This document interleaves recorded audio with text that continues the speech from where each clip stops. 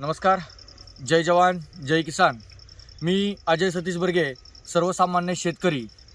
आत्ताच नुकतं आपण पाहिलं की सातारामध्ये 99 साहित्य संमेलन आपल्या या सातारामध्ये भरतं आहे.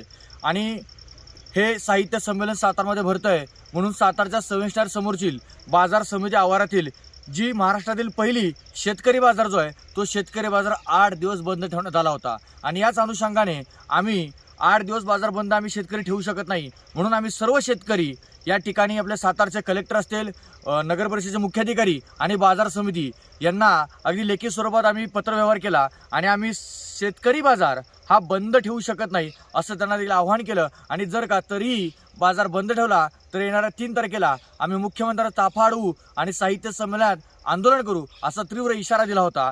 आणि बराच काळ गेल्यानंतर प्रशासनाला, बाजार समितीला जाग आली आणि जो जगाचा पोशिंदा शेतकरी या शेतकऱ्यांसमोर ही बाजार समिती नमली आणि शेतकऱ्यांच्या सर्व मागण्या त्यांनी मान्य केल्या. त्यामुळेच जे आम्ही 3 तारखेला साहित्य संमेलनामध्ये आंदोलन घेतलं होतं त्या आंदोलन आम्ही तात्पुरतं स्थगित करतोय.